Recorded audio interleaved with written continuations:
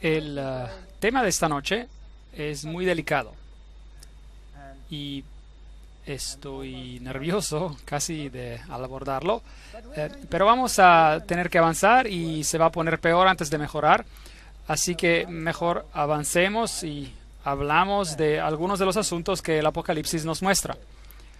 Ustedes saben que tenemos miedo de hablar de lo que dice el libro de Apocalipsis, pero por otro lado, personalmente, yo estoy muy agradecido que el libro habla de estas cosas, porque yo mismo he sido atrapado en muchos de esos engaños.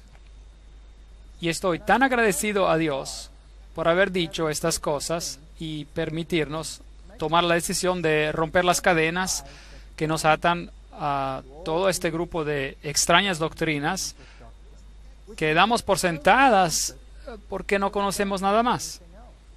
La sencillez de conocer a Jesucristo y a Él crucificado para muchos es algo desconocido. Y si supiéramos qué gran amigo tenemos y cuán accesible es Él y lo simple que es encontrarlo, nos ahorraríamos muchas lágrimas y penas. Bueno, ¿quién es esta bestia del abismo y dónde leemos acerca de ella? Bueno, ayer terminamos con el capítulo 9. Lógicamente nos tocaría estudiar el capítulo 10, pero lo vamos a dejar para atrás porque hay dos lados en este asunto. Lo vamos a examinar después, el capítulo 10. En este asunto uno es el crecimiento de la apostasía y empezamos eso en la conferencia precedente y mostramos cómo la oscuridad espiritual creció en la tierra y cómo una estrella cayó del cielo y empezó a salir humo del abismo. Esto significa que las enseñanzas satánicas empezaron a esparcirse y a tomar el control sobre la tierra. Esta noche vamos a ir un poco más lejos y vamos a ver cuál es la culminación de estas cosas que salen del abismo. Y se va a convertir en una bestia que sale del abismo. ¿Y ahora qué es una bestia? Nuevamente tenemos que preguntarle a la Biblia. Y en Daniel, el capítulo 7, una bestia está claramente definida como un rey o un reino. Es un reino. Aquí hay una entidad política que se manifiesta. En otras palabras, las falsas doctrinas se han expandido tanto que se han infiltrado en un sistema político y se han convertido en una doctrina mundial. Eso da miedo. Una doctrina mundial hecha ley. En su totalidad, no la hemos visto cuando apareció, pero ella se transformará en un fenómeno mundial. Y esa es la parte que me atemoriza. Y la pregunta es, ¿quién está detrás de todo esto? Y esa es la pregunta que queremos responder esta noche. Apocalipsis capítulo 11. Estamos saltando el capítulo 10 porque es el complemento de este tema y vamos a verlo después. Entonces me fue dada una caña semejante a una vara de medir y se me dijo, levántate y mide el templo de Dios. Cuando medimos algo, queremos ver si realmente está a la altura. ¿No es cierto? La Biblia dice que somos el templo del Dios vivente. Entonces, ¿estamos a la altura? Mide el templo de Dios y el altar y a los que adoran en él. Entonces, igual a que teníamos un número, ahora tenemos una medida. Pero el patio que está fuera del templo, déjalo aparte y no lo midas, porque ha sido entregado a los gentiles y ellos hollarán la ciudad santa. Ellos van a pisotear la verdad de Dios y la salvación de Cristo que está ejemplificada en el santuario. Todo en el santuario es un símbolo de Cristo. La puerta, la vía de acceso por donde entraban, representa a Cristo, la puerta. El altar de los sacrificios representa a la cruz. El cordero que fue degollado representaba al Cordero de Dios que quita el pecado del mundo. La fuente de metal o de bronce para lavar es Cristo que nos lava de nuestros pecados. Debemos nacer de agua y espíritu. Si entran en el primer cuarto del templo, Jesús es la luz del mundo, Jesús es el pan de la presencia, Jesús es el pan del cielo, Él es el incienso que nos hace aceptables por sus méritos ante Dios. Si entramos en el segundo cuarto, Él es el abogado. Él nos protege de la condenación de la ley por medio de su gracia. Es el que dio la ley. Increíble. Todo está allí en el santuario. Es un hermoso mensaje. Así, aquí está la historia de la salvación en Cristo, que será pisoteada abajo, hollada por ciertas fuerzas gentiles. Y esto será hecho por 42 meses. Eso es nuevamente un tiempo profético. Y sería interesante saber qué implica. Y por supuesto es una cita del capítulo 7 de Daniel, donde todos los atributos del anticristo se dan, incluyendo el hecho de que él reinaría por este periodo de tiempo. Y ordenaré a mis 2 testigos que profeticen, es decir, predicar, por 1260 días, vestidos de cilicio. Esto es lo que llamamos en hebreo un paralelismo. Se dice algo en una manera y se lo repite de otra. Primero leímos 42 meses, que después son seguidos por 1260 días. Y en términos proféticos son el mismo periodo de tiempo. 42 meses proféticos, un mes profético tiene 30 días. 42 multiplicado por 30 es igual a 1260 días. 1260 días, un día por un año, 1260 años. Vamos a volver a eso después. Este es el periodo donde el santuario será pisoteado, hollado, y también el pueblo de Dios con él. Ahora, ¿quiénes son estos 2 testigos que van a defender lo que Dios tiene que decir? Estos testigos son 2 olivos y los 2 candelabros, las luces, que están en pie delante del Dios de la tierra. Si alguno quiere dañarlos, tomen nota de esto, si alguno quiere dañarlos, sale fuego de la boca de ellos y devora a sus enemigos. Y si alguno quiere hacerles daños, debe morir él de la misma manera. No se metan con estos 2 olivos. No se metan con estos 2 candelabros. Bueno, sería interesante saber quiénes son, ¿no es verdad? Primero veamos el tiempo profético. Hay una clave para interpretar el principio del día-año y encontramos que el tiempo del reinado del cuerno pequeño de Daniel 7, donde dice, serán entregados en sus manos, esos son los santos del Altísimo, por un tiempo, tiempos y medio tiempo. Y esos son 3 años y medio proféticos, o 42 meses, o 1260 días. Vamos a ver el paralelismo en unos instantes. Y calcular el tiempo de este periodo profético se hace simple si tomamos en cuenta este punto. Un tiempo era un año. En algunas traducciones modernas, de hecho, ya se dice 3 años y medio. Esto es 360 días. Y podemos ver en el comentario al margen de Daniel 4:16 y en Daniel 11:13 en la versión inglesa de la King James. Y dice, el tiempo profético o año tiene 360 días. Un año significa un día o un tiempo significa un año en la profecía bíblica. Encontrarán ese comentario en la versión inglesa. Entonces, sumamos esto y nos da 1260 días. Y pueden también buscar en Números 14:34 y en Ezequiel capítulo 4:6, donde dice, día por año te lo he dado. Bueno, pongamos a la prueba el principio que acabamos de describir. Entonces, estos son 1260 años literales. Ahora, aquí hay otras áreas en la Biblia donde ustedes van a encontrar esos textos. Daniel usa la terminología en el capítulo 12, versículo 7, un tiempo, tiempos y medio tiempo. En Apocalipsis 11:2, 42 meses. En Apocalipsis 11:3, 1260 días. En Apocalipsis 12:6, 1260 días. En Apocalipsis 12:14, un tiempo, tiempos y medio tiempo. En Apocalipsis 13:5, 42 meses.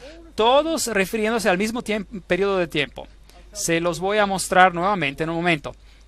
Ahora, los 10 reinos de Roma, que salieron de Roma fueron establecidos en el año 476 después de Cristo.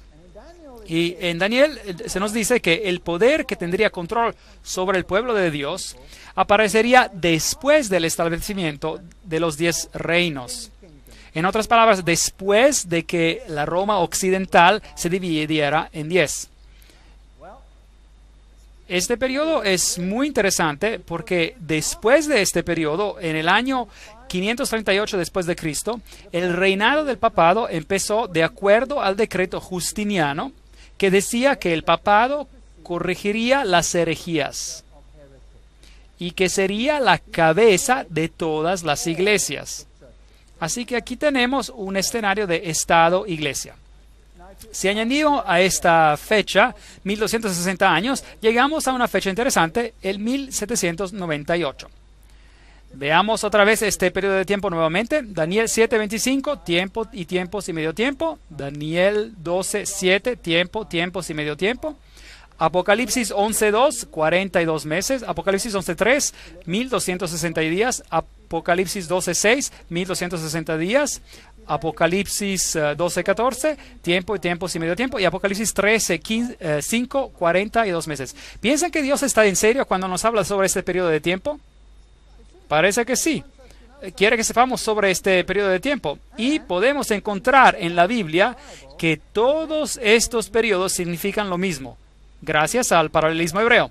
Por ejemplo, en el libro de Apocalipsis dice, una mujer, un desierto, 1260 días. En otro versículo dirá, una mujer, un desierto, 42 meses. En otro lugar dice 3 años y medio.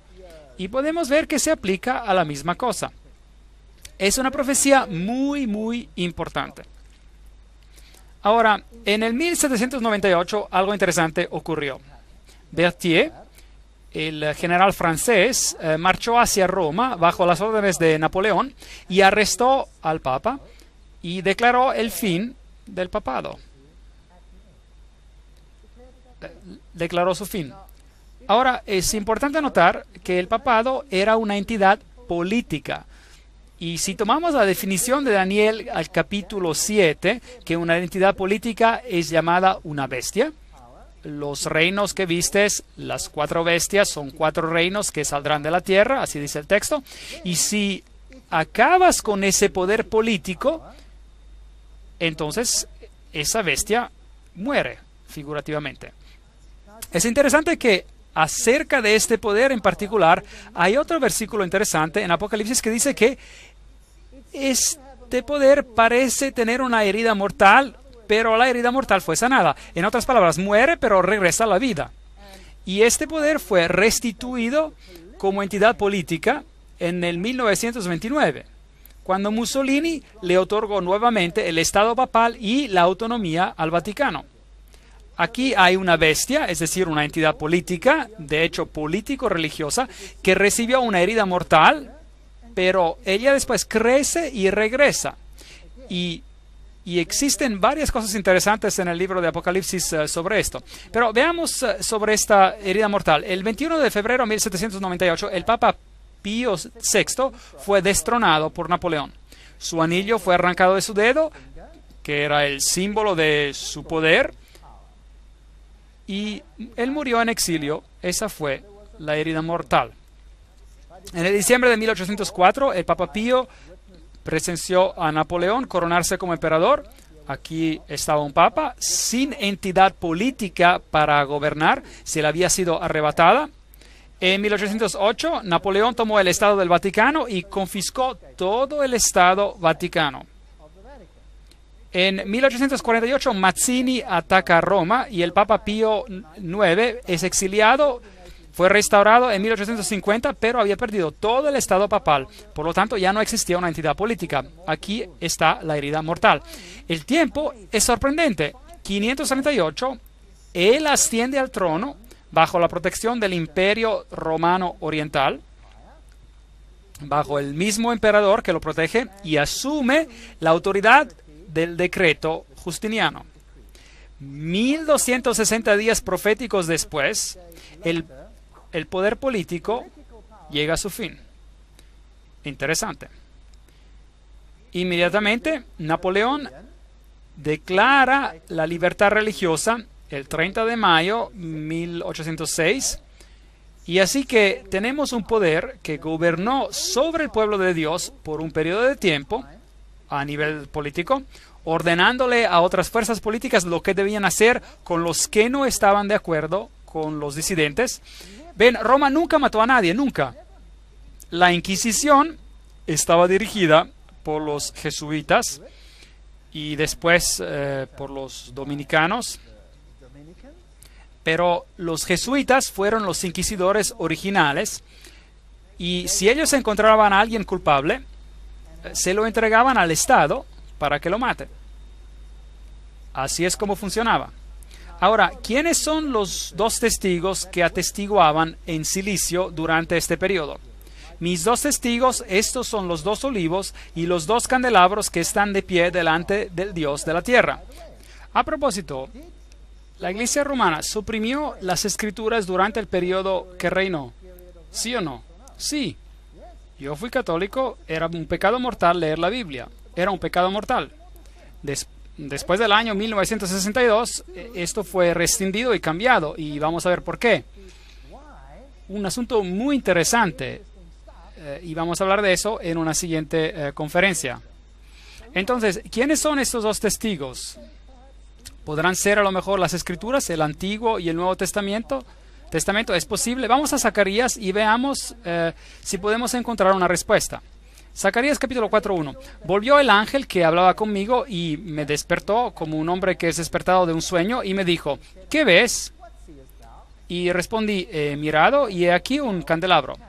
Aquí tenemos un candelabro, todo de oro, con un depósito encima y sus 7 lámparas encima del candelabro y 7 tubos para las lámparas que están encima de él.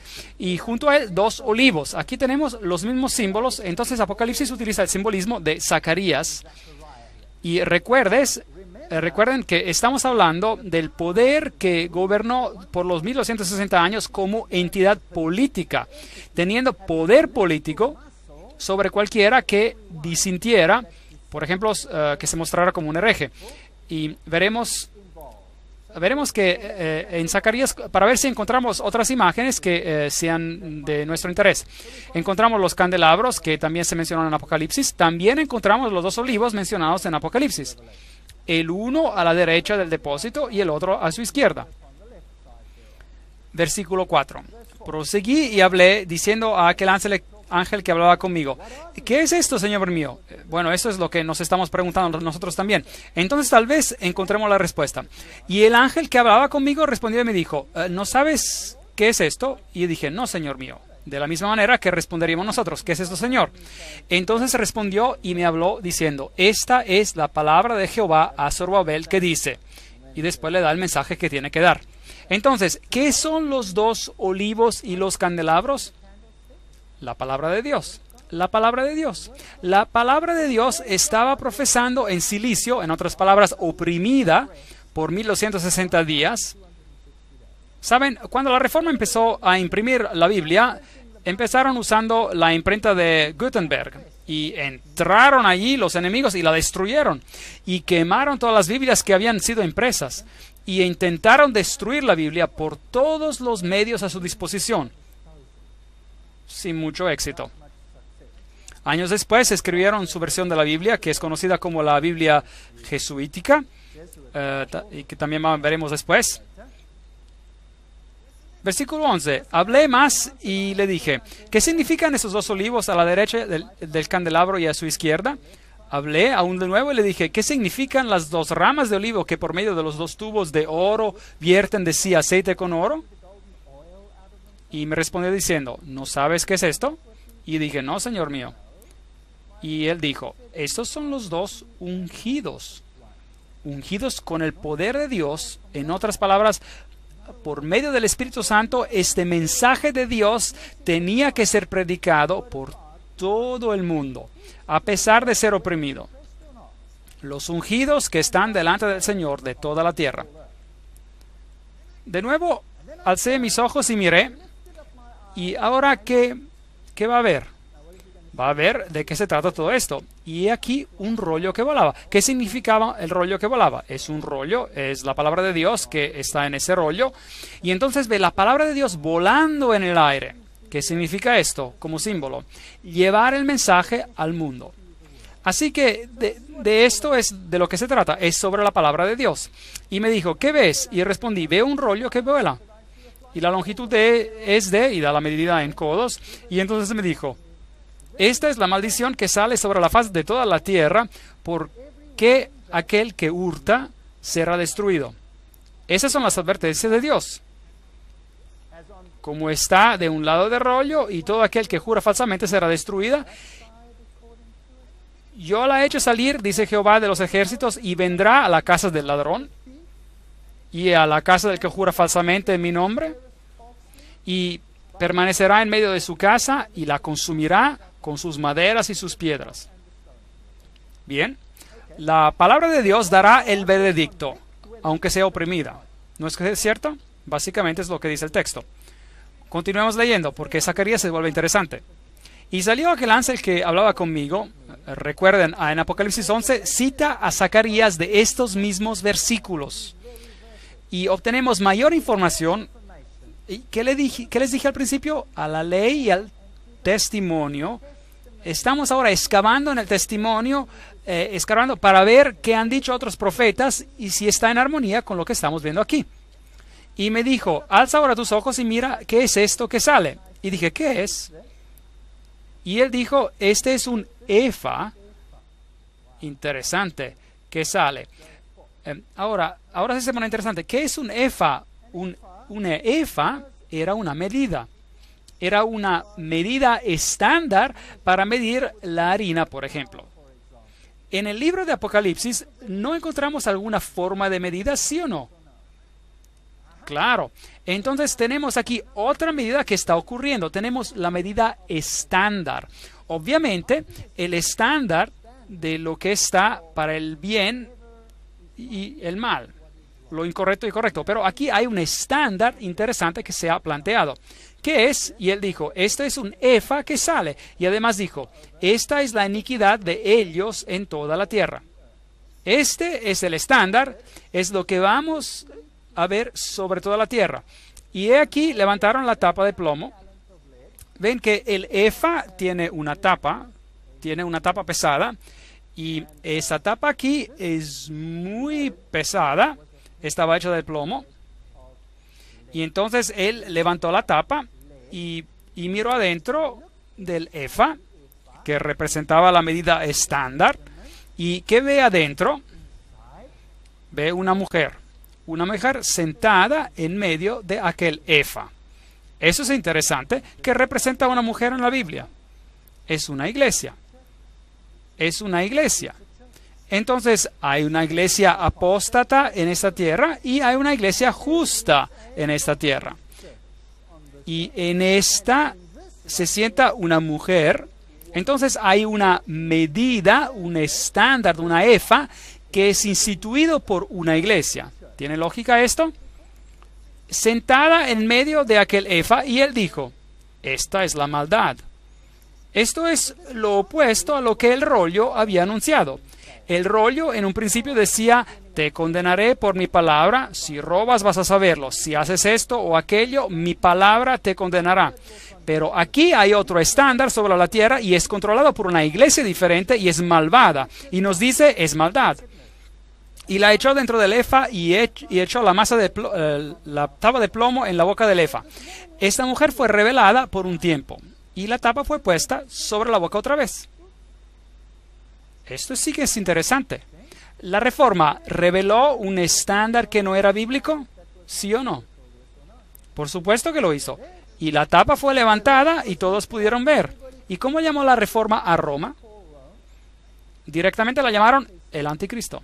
Y luego la tapa se volvió a su lugar. ¿Y qué dice la Reforma hoy?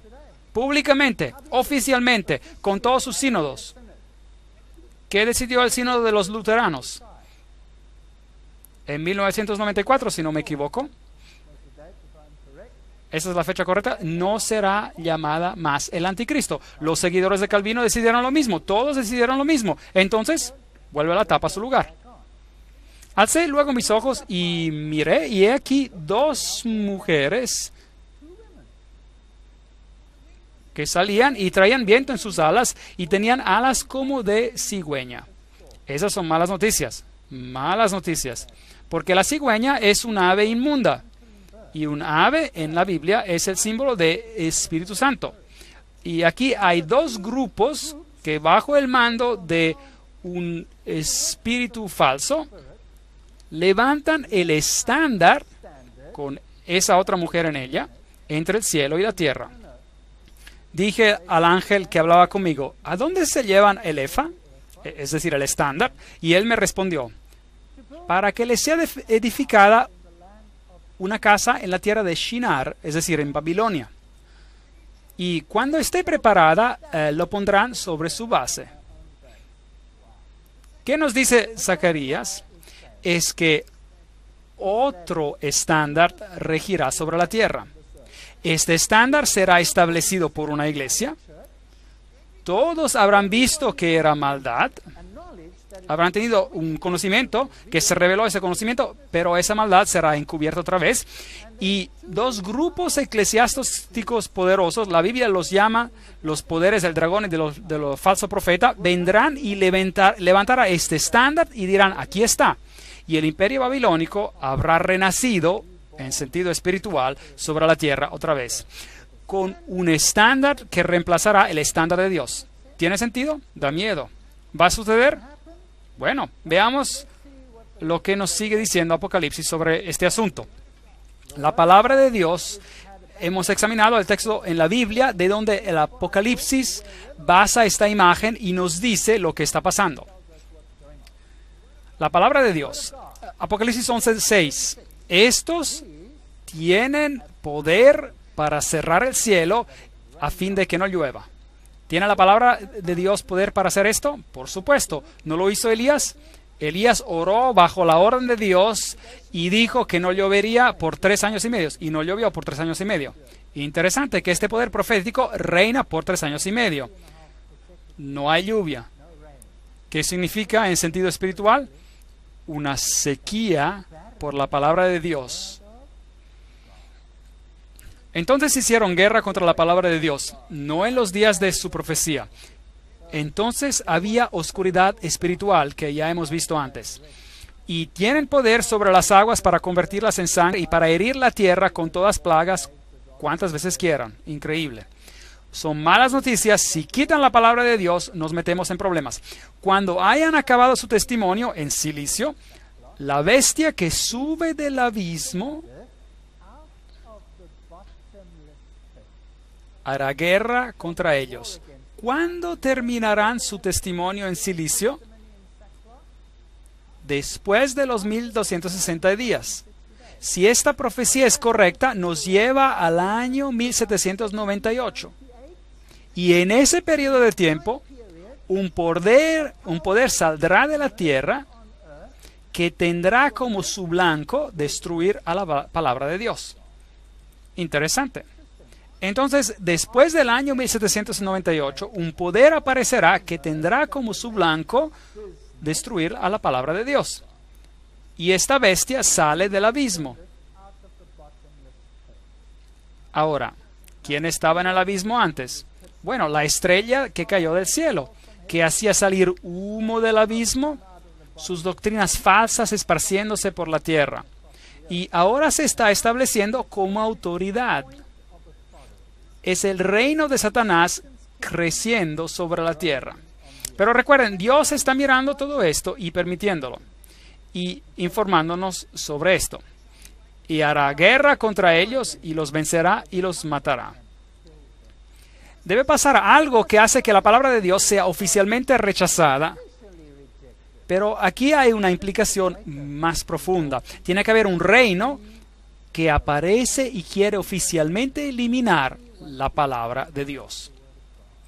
Y sus cadáveres estarán en las plazas de la grande ciudad que en sentido espiritual se llama Sodoma y Egipto, donde también nuestro Señor fue crucificado. Ahora, nuestro Señor no fue crucificado en Sodoma y no fue crucificado en Egipto, por lo cual solo en la forma de su pueblo pudo haber sido crucificado. Tal vez exista una tipología, un símbolo que podemos encontrar. ¿Qué pasó alrededor del año 1798, por ese tiempo, donde hubo un ataque contra la palabra de Dios?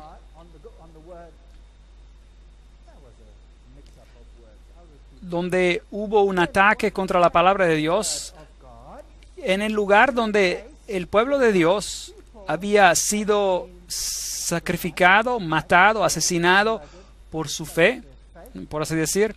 Así que Cristo crucificado otra vez en la forma de su pueblo. ¿Existe algún país que hizo esto?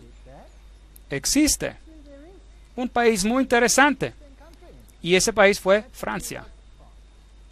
Y ellos hicieron exactamente esto. Representaron a este proceso en miniatura. En el libro del Gran Conflicto hay un bello párrafo acerca de esto. Lo vamos a leer. La gran ciudad en cuyas calles son asesinados los testigos y donde yacen sus cuerpos muertos se llama simbólicamente Egipto. De todas las naciones mencionadas en la historia de la Biblia, fue Egipto la que con más osadía negó la existencia del Dios vivo y se opuso a sus mandamientos. Ningún monarca resistió con tanto descaro a la autoridad del cielo como el rey de Egipto. Cuando se presentó Moisés ante él para comunicarle el mensaje del Señor, el faraón contestó con arrogancia: ¿Quién es Jehová para que yo oiga su voz y deje ir a Israel? Yo no conozco a Jehová, ni tampoco dejaré ir a Israel. Esta es rebelión abierta contra la palabra de Dios. Continúa diciendo, esto es ateísmo. Y la nación representada por Egipto iba a oponerse de un modo parecido a la voluntad de Dios, del Dios vivo, y a dar pruebas del mismo espíritu de incredulidad y desconfianza. La gran ciudad es también comparada simbólicamente con Sodoma. La corrupción de Sodoma al quebrantar la ley de Dios fue puesta de manifiesto especialmente en la vida disoluta. En otras palabras, ustedes saben, depravación sexual. Y este pecado iba a ser también rasgo característico de la nación que cumpliría lo que estaba predicho en este pasaje. Yo estoy de acuerdo. Es fascinante. En donde también el Señor de ellos fue crucificado. En Francia se cumplió también este rasgo de la profecía. También estoy de acuerdo con esto. En ningún otro país se había desarrollado tanto el espíritu de enemistad contra Cristo. En ninguno había hallado la verdad tan acerba y cruel oposición. En la persecución con que Francia afligió a los que profesaban el Evangelio, crucificó también a Cristo en la persona de sus discípulos. Estoy de acuerdo con esto. Y me gustaría decirle aún más y decir que Francia es solamente el comienzo, el grano que inicia el levantamiento del reino de Lucífero. Y voy a probar este asunto mientras avancemos con la ayuda de muchas citas. Y veremos lo que se estableció allí va a gobernar todo el mundo hoy en día. Nos afecta a ti y a mí directamente. No es solo historia. Es historia y la aplicación de ella misma ahora. Este es un sombrero jacobino que fue usado por los revolucionarios franceses. Usaron el sombrero jacobino, y lo que significa este sombrero lo veremos en otra conferencia en detalle. En realidad es el sombrero de Mitra, es mitraísmo, culto al sol, pero bueno, no se preocupen, lo vamos a ver después. Apocalipsis 11:7. Cuando hayan acabado su testimonio, la bestia que sube del abismo hará guerra contra ellos. Ahora, ¿qué pasó en Francia? Eso es el precursor, tomen nota. Lo que pasó en Francia es el precursor de lo que va a pasar en el mundo entero.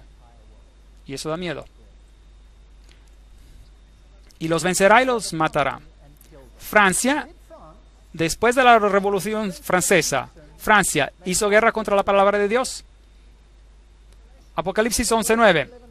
Y los de los pueblos, tribus, lenguas y naciones verán sus cadáveres por 3 días y medio. Tenemos aquí otro tiempo profético. 3 días y medio serían 3 años y medio. Y no permitirán que sean desepultados. Desde el 10 de noviembre de 1793 hasta el junio de 1797, hicieron eso. Prohibieron la Biblia. Por decreto oficial, prohibieron la Biblia. A los moradores de la tierra se regocijarán sobre ellos, sobre los dos testigos, el Antiguo y el Nuevo Testamento, se alegrarán, se enviarán regalos unos a otros. ¿Hizo Francia eso? Sí, en realidad lo hizo, porque estos dos profetas, la Biblia, habían atormentado a los moradores de la tierra. En realidad, ellos simplemente creían que la Biblia los había atormentado. El pueblo creía. Pero alguien más creía que esta Biblia era un poder que tormentaba.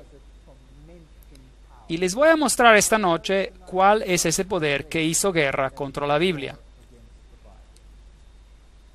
Pero después de 3 días y medio entró en ellos el espíritu de vida enviado por Dios y se levantaron sobre sus pies y cayó gran temor sobre los que vieron.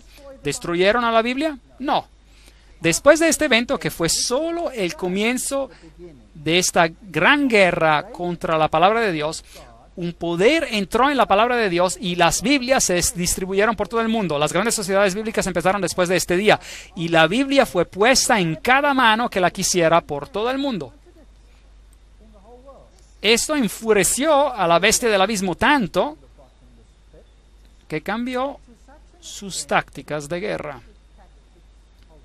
Y vamos a ver esto en 2 conferencias que siguen llamadas las batallas de las Biblias y cambiando la palabra.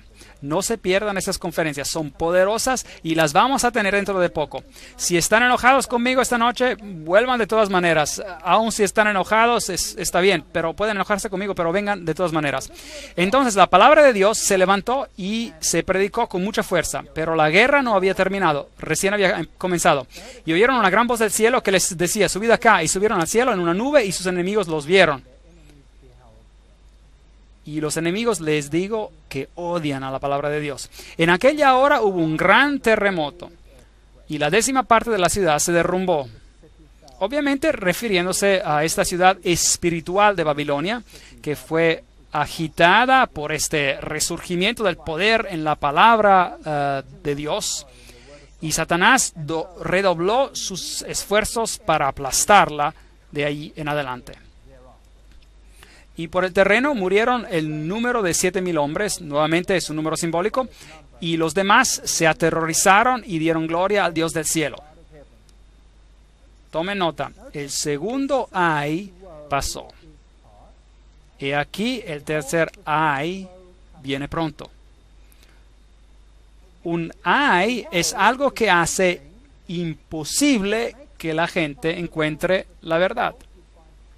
El primer ay fue la destrucción física de las áreas de la cuna del cristianismo a través de poderes que estaban en contra de Cristo. Este ay ahora es un oscuramiento espiritual de todo el conocimiento relacionado con Dios por el poder que hace guerra contra su palabra. ¿Qué pasó en la Revolución Francesa? Veamos cómo cumplió estas profecías. Este fue el ataque a la Bastilla y, por supuesto, en este mismo evento, toda la estructura política mundial cambió. Antes gobernaban los monarcas, ahora hay democracias. Y las democracias van a gobernar por todo sitio. Y esto suena bien. Y vamos a ver qué hay detrás de todos estos asuntos más tarde. Luis XVI literalmente perdió su cabeza. Y su cabeza se sostuvo frente a una multitud enardecida mientras iba a la guillotina. ¿Y le tuvieron misericordia a su esposa María Antonieta? No. Su cabeza fue puesta en un palo y mostrada a la multitud que gritaba animada. Luego tomaron una prostituta, disculpen el cuadro, pero es lo que realmente hicieron, con los pechos descubiertos, y la llamaron Libertad. La hicieron una diosa, liderando a la libertad. Seguimos leyendo lo que pasó en el libro El Gran Conflicto, que nos lo cuenta de manera bien hermosa. Al ser presentada la diosa ante la convención, la tomó el orador de la mano y dirigiéndose a toda la asamblea dijo: mortales, cesad de temblar ante los truenos impotentes de un dios que vuestros temores crearon. Increíble, esta es una asamblea pública. No reconozcáis de hoy en adelante otra divinidad que la razón. ¿Se imagina esto? Yo os presento su imagen más noble y pura, y si habéis de tener ídolos, ofreced sacrificios solamente a los que sean como éste. Caiga ante el augusto senado de la libertad el velo de la razón. Aquí había un poder que había quitado la palabra de Dios y la había reemplazada con la razón, la diosa de la razón. Pero afortunadamente Jesús nos dijo ante tiempo que ocurriría. Y eso significa que esta diosa de la razón, toma el sitio de Jesucristo, pero solo en apariencia. La diosa, después de haber sido abrazada por el presidente, tomó asiento en una magnífica carroza que condujeron por entre el inmenso gentío hasta la catedral de Notre Dame. Así que hicieron esto oficial, para reemplazar a la deidad. La elevaron sobre el altar mayor y recibió la adoración de todos los que estaban presentes. Así que el gobierno adoró a esta dama.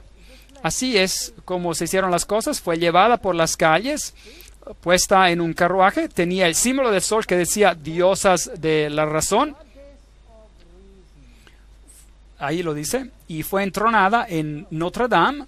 Y lo que ellos creían era el símbolo del cristianismo fue quitado por la legislatura. Y el Antiguo y el Nuevo Testamento fueron quemados.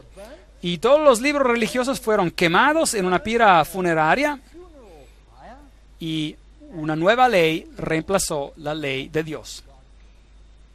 ¿Podemos reemplazar la ley de Dios? Pienso que no. Ese rollo que vuela en el cielo, la palabra de Dios, nos convence del bien y del mal, nos mide de acuerdo a su propio estándar, sin importar si otra institución aplica otro estándar. ¿Correcto? Sí, claro que sí. Y hoy vamos a ver cómo esta batalla continúa, cómo un estándar se puso aparte y cómo la humanidad adoptó a otro estándar. Y que Dios nos ayude a decidir entre los dos estándares diferentes. Seguimos la historia. ¿Qué pasa cuando reemplazamos el estándar de Dios con los estándares humanos? Los estándares humanos son hechos para verse buenos, pero obviamente tienen sus problemas. Bueno, durante la Revolución Francesa se desarrolló un nuevo estándar para la humanidad. Y ese estándar fue llamado el Manifiesto de los Derechos Humanos. A propósito, ¿qué escuchan hoy en día en las noticias? ¿Escuchan la ley de Dios, la ley de Dios, la ley de Dios? ¿O escuchan derechos humanos, derechos humanos, derechos humanos? ¿Qué escuchan? Escuchan derechos humanos. ¿No es fascinante que los franceses publicaron su primer manifiesto sobre los derechos humanos en esta forma? ¿No es fascinante? Tiene 2 tablas de piedra. ¿Qué es lo que en realidad representa? La ley de Dios. Aquí está el hombre creando otra ley. Eso es un asunto fascinante. Hay mucho simbolismo en esto y hay demasiado para poder tratarlo en esta fotografía tan pequeña.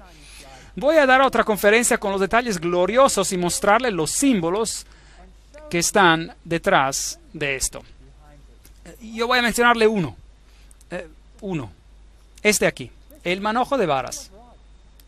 El manojo de varas. Y es aquí, una serpiente con su cola en la boca. Y este por acá, con el ojo que todo lo ve en un triángulo. Símbolos interesantes. Esto es fascinante. Un manojo de varas. ¿Qué significa? Esos eran los fasciae. Vean, el procónsul romano tomaba un manojo de varas, las fasciae o fasciae, y los llevaba al monte, y si era aceptado como líder de todos, él ponía una guirnalda en su alrededor de ese manojo, y él se convertía en todopoderoso y en control, todo controlado por el poder de un hombre. Se llama fascismo. Fasciae, fascismo. Si piensan en Adolfo Hitler, fascismo. Si piensan en Mussolini, todo el poder en un hombre. Se lo llamaba el Führer. ¿No es cierto? Este es el sistema de control. Ahora, los derechos humanos, ¿qué tienen que ver con el fascismo? ¿No es interesante? Yo diría que es muy interesante, digamos. Lo vamos a dejar para otra conferencia. Los primeros estatutos de los derechos humanos para las naciones fue declarado por Ciro el Grande. En la cultura persa había este grande principio fundamental: buenos pensamientos, buenas palabras, buenas acciones. Ciro el Grande. Buenos pensamientos, buenas palabras, buenas acciones. Y su manifiesto era el siguiente: cuando mis soldados en gran número entraron pacíficamente a Babilonia, yo no permití a nadie que atemorizara a la gente.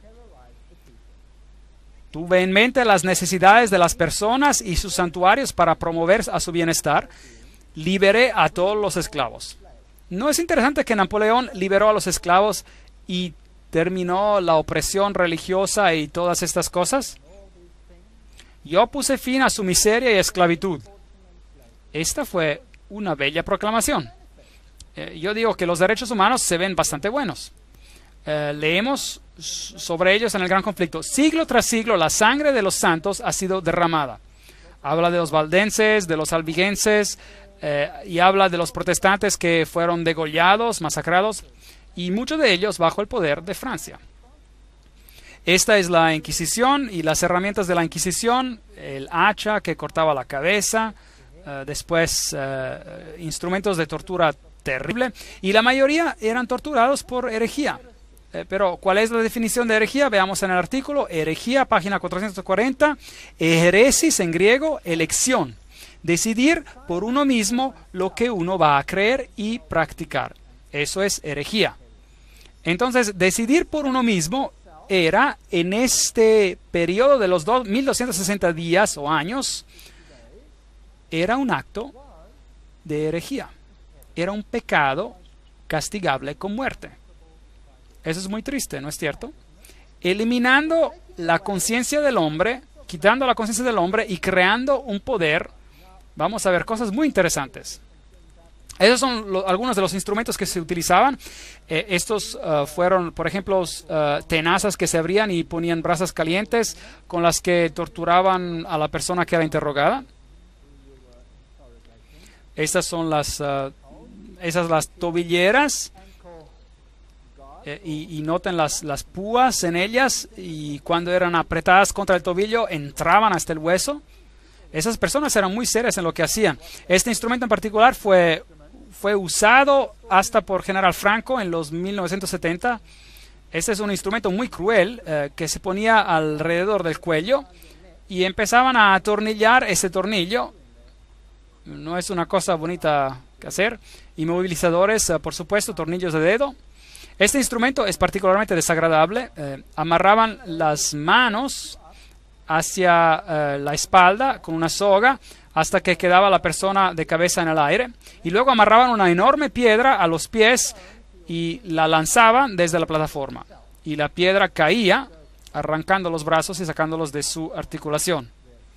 Esas son cosas terribles que se hicieron en la Inquisición. Yo sé que a lo mejor no se tendrían que mencionar esas cosas, pero la crueldad de ese sistema debe ser conocida. Apocalipsis 12:11, y ellos le han vencido por medio de la sangre del Cordero y de la palabra del testimonio de ellos, y menospreciaron sus vidas hasta la muerte. Es para darles una idea de lo que pasaron aquellos pobres cristianos algunas veces por defender su fe y elegir creer en ella. Es muy horroroso, ¿no es cierto? Es muy horroroso. Y estos son algunas de las estacas donde la gente murió por miles, por cientos de miles, por millones a causa de hereses. Es decir, de herejía por hacer su decisión. Estos son los hugonotes franceses. Es el monumento hugonote francés en el sur de África. Muchos de los hugonotes en Francia se huyeron y erigieron este monumento representando a la Trinidad. Y aquí hay una mujer parada sobre la tierra representando a la novia de Dios. Y ella se sienta sobre la tierra. Fue de África, de Europa a África. Y en una mano tiene la Biblia y en la otra tiene una cadena. y ella rompió la cadena que la ataba a Roma y huyó a las tierras lejanas de África, donde se la está masacrando nuevamente, pero bueno, esa es otra historia. Y huyó a América y a tierras lejanas para escapar de la persecución del poder de los 1260 días. El gran conflicto dice, pero lo más inicuo que se registra en el lóbrego catálogo de los crímenes, el más horrible de los actos diabólicos de aquella sucesión de siglos espantosos, fue la matanza de San Bartolomé. El rey de Francia, instado por los sacerdotes y prelados de Roma, sancionó tan espantoso crimen. Se puso una campana y en medio de la noche sonó. En ese momento empezó la matanza de 50,000 protestantes en una noche. Les habían dicho, por engaño, les habían dicho a ellos, trabajemos juntos en el futuro, no peleemos más acerca de todas estas cosas. Y los protestantes pensaron, maravilloso, una palabra amable de parte de Roma, podemos tranquilizarnos y trabajar juntos. E hicieron ecumenismo. Mientras tanto, había un complot. Y en una noche la campana sonó y los que no sospechaban y sin defensa murieron en una noche. Bueno, las armas del castillo de San Ángelo, los cañones tronó en alegres salvas, se oyeron las campanas de todas las torres. Innumerables fogatas convirtieron la noche en día. Y Gregorio el XIII, acompañado de los cardenales y otros dignatarios eclesiásticos, se encaminó en la larga procesión hacia la iglesia de San Luis, donde el cardenal de Lorena cantó el Te Deum. Estaban tan contentos de saber que en una noche habían matado a los hugonotes franceses. Y el Papa creó una medalla, aquí está, una medalla con su nombre en un lado y en el otro lado las palabras Hugonotorum Strages, que significa matanza de los hugonotes. Se alegraron. ¿No es terrible eso que pasó? Deuteronomio 11:16. Guardaos pues que vuestro corazón no se infatúe y os apartéis y sirváis a dioses ajenos y os inclinéis a ellos y se encienda el furor de Jehová sobre vosotros y cierre los cielos y no haya lluvia ni la tierra de su fruto y perezcáis pronto de la tierra buena que os da Jehová. Por tanto, si se alejan de la palabra de Dios y quitan la ley de Dios, si la quitan, pues habrá sequía, escasez. Apocalipsis 11:7.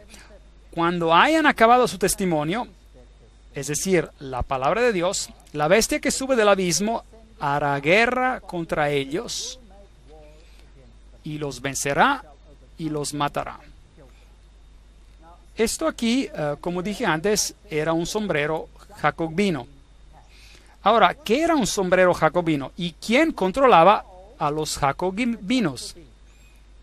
Bueno, el fundador de los jacobinos fue un hombre llamado Adam Weishaupt. ¿Y quién era Adam Weishaupt? Él era un profesor jesuita de la ley canónica. ¿No es eso interesante? Entonces, ¿quién en realidad organizó la Revolución Francesa? Fue un jesuita. Y fue el padre del jacobinismo. Y también fue el fundador de los Illuminati. Entonces, un jesuita fundó los Illuminati y un jesuita dirigió el jacobinismo que fue responsable por la Revolución Francesa. Aquí está la Universidad de Ingolstadt, donde él fue profesor. Es interesante que después de la Revolución Francesa, el papado recibió una herida mortal y se volvió insignificante a los ojos de los hombres.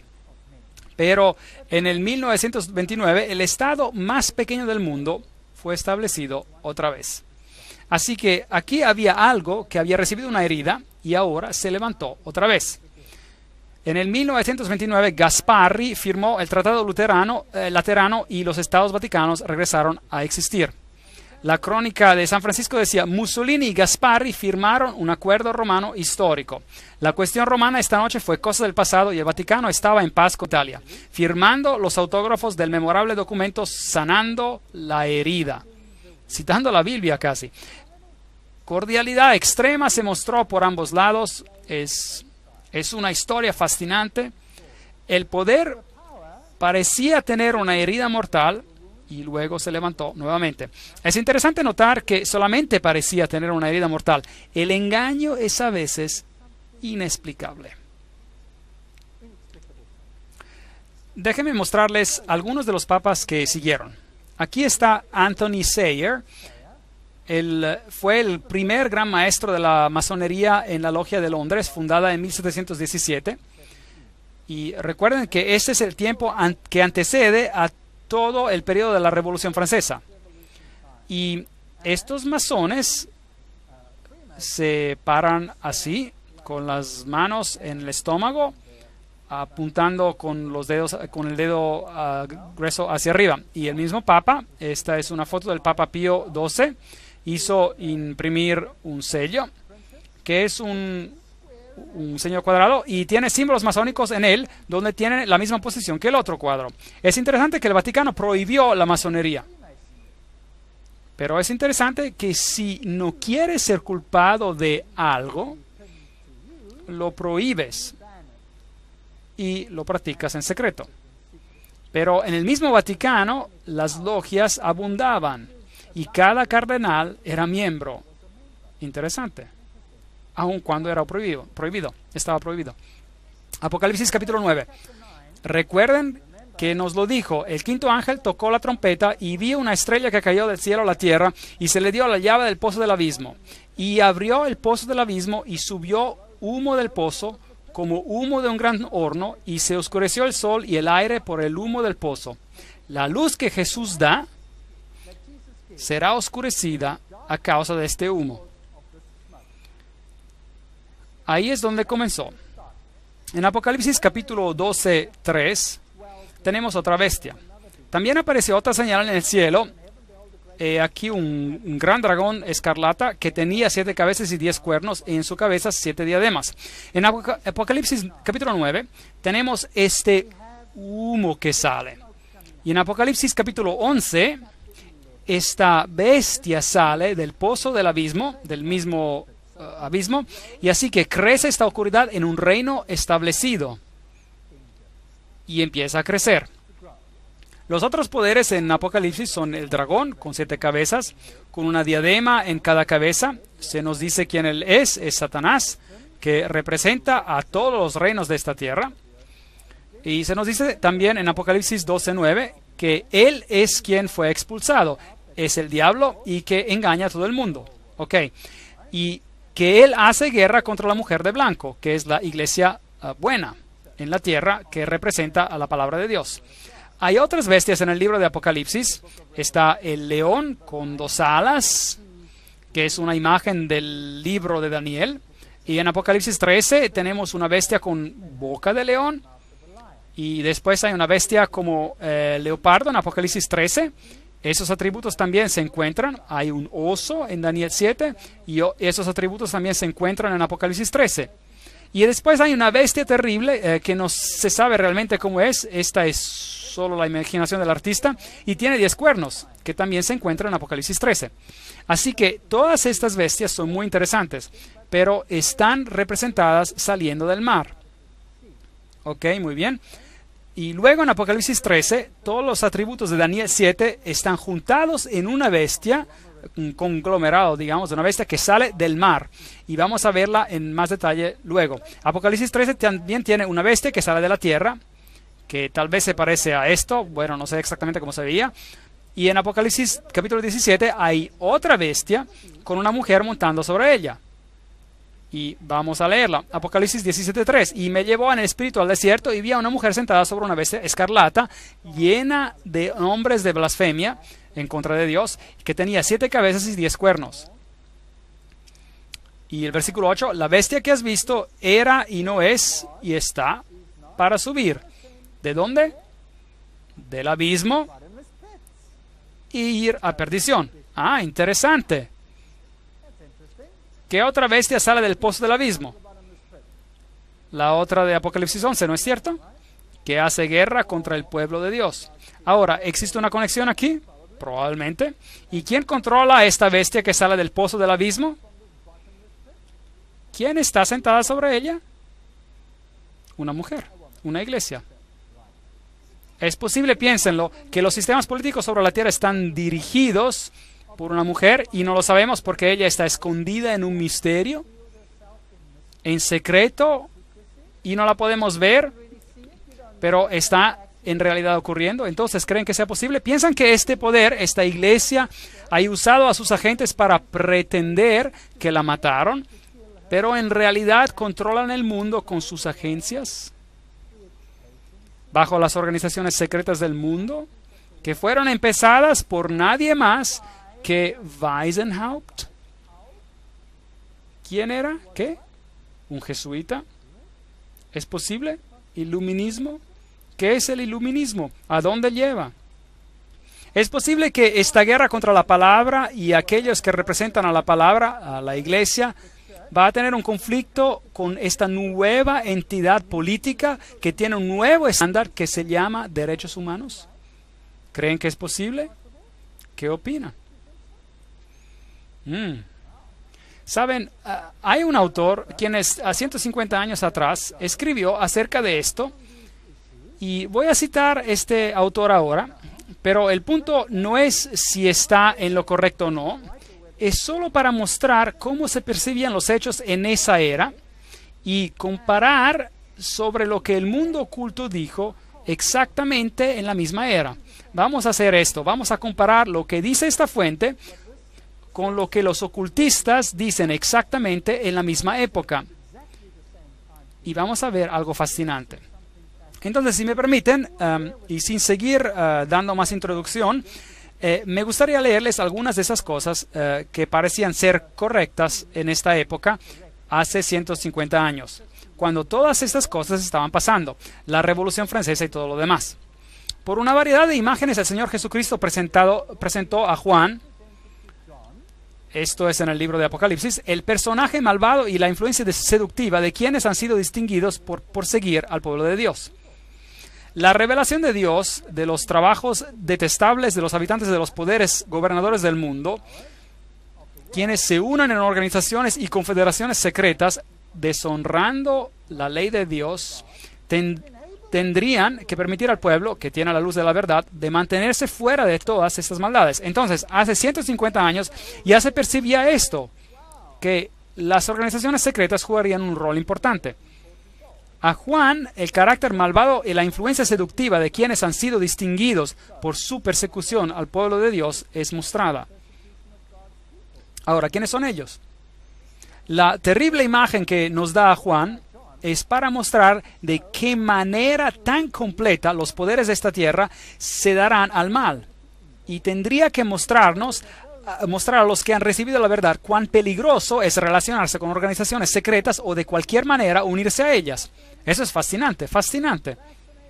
Los poderes gobernantes de este mundo que se unen en organizaciones y confederaciones secretas y no guardan los mandamientos de Dios tendrán otro estándar. Aquí hay un texto del profeta Isaías que viene citado y se los voy a leer. Isaías capítulos 8, versículos 9 a 13 dice: reuníos pueblos y seréis quebrantados. En otras palabras, hagan esas confederaciones, esas uniones detrás de las escenas. Planeen juntos como mundo para vencer contra la verdad. Oíd todos los que sois de lejanas tierras, ceñíos y seréis quebrantados. Disponeos y seréis quebrantados. Tomad consejo y será anulado. Proferid palabra y no será firme. ¿Porque Dios está con nosotros? Esta gente está diciendo, Dios está con nosotros, estamos haciendo lo correcto. Porque Jehová me dijo de esta manera con mano fuerte y me enseñó que no caminase por el camino de este pueblo, diciendo, no llaméis conspiración a todas las cosas que este pueblo llama conspiración, ni temas lo que ellos temen, ni tengáis miedo. A Jehová de los ejércitos, a Él santificad, sea Él vuestro temor y Él sea vuestro miedo. Entonces Isaías está prediciendo que el mundo se confederaría y dice, el Señor está en esto, estamos trabajando juntos como un grupo y estamos haciendo lo correcto y es lo mejor, pero están dejando fuera a Dios y no va a funcionar. Luego, este escritor aplica este texto y dice, hay quienes que se preguntan si está bien para los cristianos pertenecer a los masones u otra sociedad secreta. Necesitamos pensar sobre los versículos citados recientemente. Si somos cristianos, debemos de serlo en todos los aspectos y debemos considerar y obedecer al consejo dado de ser cristianos según el estándar de la palabra de Dios. Eso es fascinante. Por lo tanto, es importante conocer lo que enseñan los masones, o aún más importante, quién fundó la masonería, quién la controla, qué enseñan, si en realidad predican contra Jesús y la palabra de Dios. ¿Hacen guerra contra la palabra de Dios, sí o no? Son preguntas que debemos hacernos. La falta de cristianismo de toda la confederación se verá en las organizaciones secretas, porque ellos sirven a dioses insensibles y sin poder para bendecir, como los dioses de los hindúes. Interesantes. Todos los que están bajo el estandarte del príncipe Manuel no pueden unirse a los masones o a cualquier otra sociedad secreta. Cristo no se puede dividir. Yo estoy de acuerdo. Nadie puede unirse a ellos y ser un ser libre ante Dios. Interesante. Los cristianos deben cortar toda atadura que los une a estas organizaciones secretas que no están bajo el control de Dios. No podemos pertenecer a organizaciones secretas. Eso fue escrito hace 150 años atrás. Y luego, una cosa sé, que aquellos que mantienen contacto en ellas serán quemados con las gavillas de cizaña. Declaración interesante. Las agencias satánicas están en todas las ciudades, ocupadas en organizar en grupos asociaciones que se oponen a la ley de Dios. No nos podemos permitir de no permanecer alertas. Y uno de los planes de las organizaciones secretas es de formar grandes monopolios. Se formarán grandes monopolios gigantes. Unos pocos hombres se juntarán para apoderarse de todos los bienes que se obtienen en ciertas líneas de los negocios. Vemos eso hoy, por si acaso. Vemos monopolios gigantes que se están formando, forzando a los pequeños a salir de la industria para someterlos a su poder, ¿sí o no? Y si no cumplen con sus reglas, no van a poder prosperar. Vemos las megafusiones, ¿sí o no? No podemos abrir el periódico hoy sin leer sobre las megafusiones, ¿cierto o falso? Suena bien, pero ¿saben que su libertad está siendo reducida pedazo a pedazo hasta que no sean nada más que esclavos? Y si se atreven a abrir la boca, bueno, se quedan sin trabajo o sin industria y no podrán comprar o vender.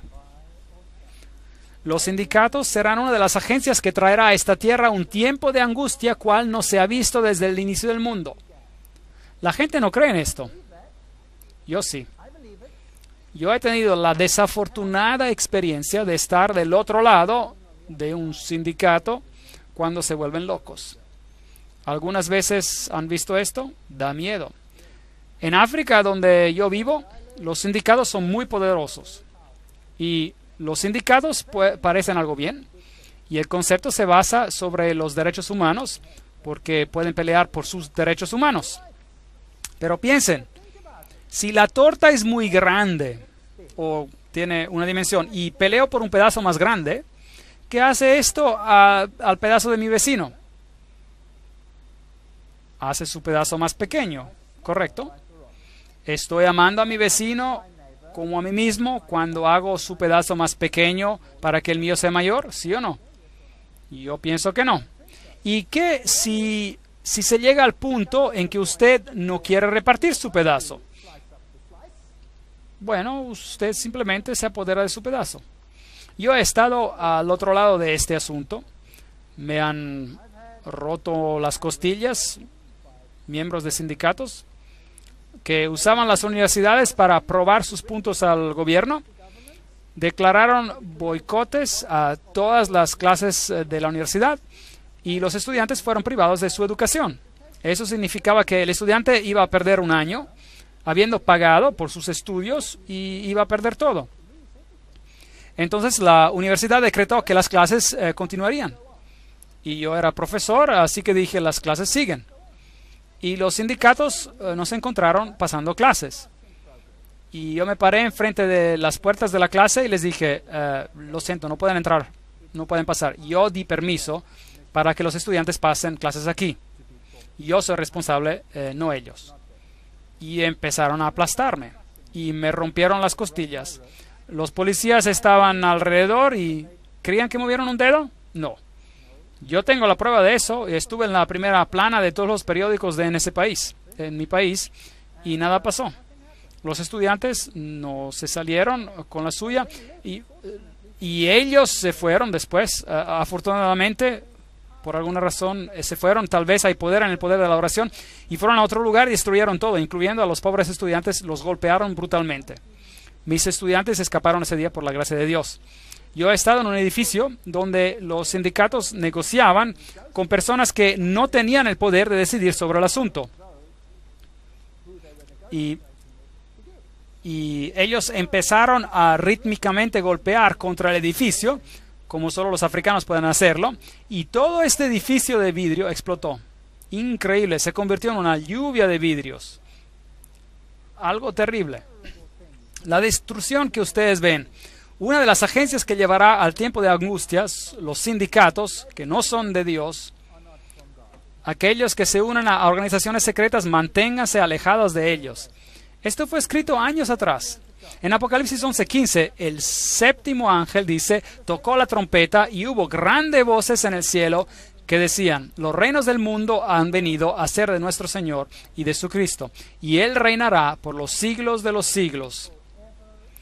Y los 24 ancianos que estaban sentados delante de Dios en sus tronos, se postraron sobre sus rostros y adoraron a Dios, diciendo, te damos gracias, Señor Dios Todopoderoso, el que eres, el que eras y el que has de venir, porque has tomado tu gran poder y has reinado.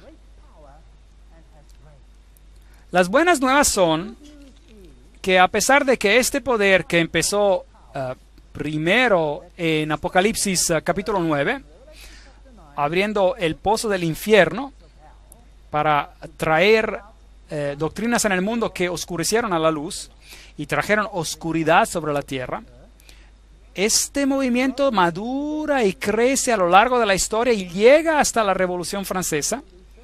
El hoyo del infierno se abre nuevamente y sale un poder que llega a ser un poder político universal que será controlado por una mujer, por una iglesia que va a reemplazar la palabra de Dios y la sustituirá con su propio estándar, su propio EFA, si queremos decir. ¿Tiene sentido? Y se ve bien en papel, pero viola cada principio de la palabra de Dios. Cada principio de los 10 mandamientos es violado. Y es difícil de ver porque parece ser tan bueno. Pero a medida de que continuemos con las conferencias veremos que en realidad eso es el caso. Si tenemos el primer mandamiento que dice, yo soy Jehová tu Dios, no tendrás dioses ajenos delante de mí. Bueno, hubo países que honraron esto. Y si vamos a tener una libertad universal, libertad para todos, donde se acepte todo, esto tendrá que desaparecer, este mandamiento. De hecho, tendrá que decir, tendrás todos los otros dioses menos a mí. ¿Sí o no? Tendremos que tolerar la idolatría o estaremos en problemas. Cuando se trata de blasfemia, ¿no es fascinante prender la televisión y ver que solo un Dios es blasfemado? ¿Lo ha notado? Solo un Dios es blasfemado, ninguno de los otros. Yo siempre encuentro esto fascinante. Quiero escribir a la Comisión de los Derechos Humanos y decirles, saben, en el interés de la justicia e igualdad, ¿no deberían ser todos los dioses blasfemados a igual? ¿No podrían difundir esta idea un poco más por causa de la justicia?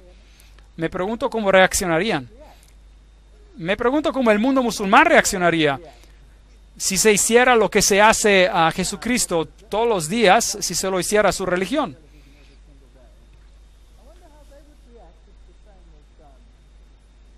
A su religión o a la religión budista o hindú o cualquier otra religión sobre la faz de la tierra, si quisiéramos igualdad para todos.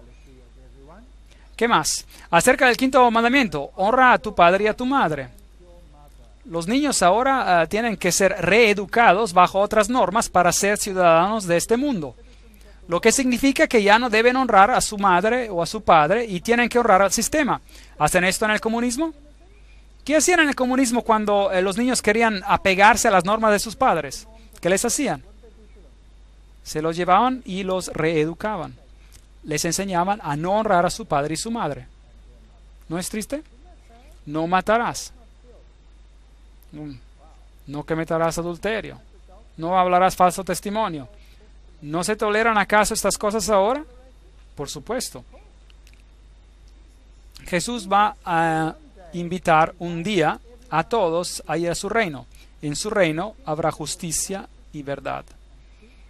Y no habrá más mentira. Los estándares serán los que Él establezca y se aplicarán a todo. Y se airaron las naciones, y tu ira ha venido, y el tiempo de juzgar a los muertos, y de dar el galardón a tus siervos los profetas, a los santos y a los que temen tu nombre, a los pequeños y a los grandes, y de destruir a los que destruyan la tierra. ¿No es esto interesante? Y el templo de Dios fue abierto en el cielo. Estamos en Apocalipsis capítulo 11.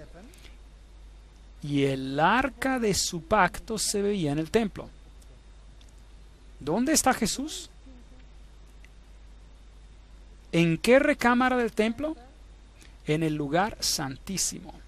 Increíble, nos hemos cambiado de un tiempo donde Él servía en la primera recámara a un servicio, a ministerio en la segunda recámara, que es sobre el juicio. Y el arca del pacto, los 10 mandamientos, son el estándar universal para lo que es bueno y malo. No hay duda sobre el asunto. Y vemos a esa arca del pacto. Y esto significa que se acaba el tiempo. Y hubo relámpagos, voces, truenos, un terremoto y grande granizo. Esta es la historia de la última plaga sobre la tierra. Y el reino de Dios se vuelve en el reino de esta tierra también. Jesús, el gran sumo sacerdote, es visto enfrente del arca del pacto. Y ese es el verdadero estándar. Y no es el efa controlado por la mujer, por una mujer. Y no importa cuántas aves como cigüeñas, espíritus inmundos que representan eso, elevan a este estándar para que el mundo lo acepte. El estándar que está en contra de la ley de Dios. Lo que hemos visto hasta ahora, esta iglesia es definida, desafortunadamente, es la que gobierna por los 1260 días. Es la iglesia de la Edad Media. Es la iglesia romana. Y no puedo cambiar esto. Yo mismo fui uno de ellos. Y estoy tan agradecido por la palabra de Dios por haberme mostrado estas cosas. Y detrás de todo esto, detrás de la Revolución Francesa y de todos estos asuntos, vemos las agencias de esta iglesia, vemos agencias jesuitas detrás de todo. Y hemos visto que las organizaciones secretas, porque todo está cubierto en misterio, van a traer el cambio que anulará la palabra de Dios. En las próximas conferencias vamos a ver lo que hay detrás de las escenas y abrir algunos hechos para ver si es en realidad así. Pero aunque sea así, lo que asumo que va a ser así, Jesús queda siendo en control. Y nos ha permitido ver todas estas cosas y Él ejerce como el sumo sacerdote. Y Él es el Rey de Reyes. Y Él va a regresar en gloria. Y no importa cuánta oscuridad salga del abismo, Jesús está en control. Y no hay por qué temer. Aferrémonos a Él y nadie se perderá. Gracias.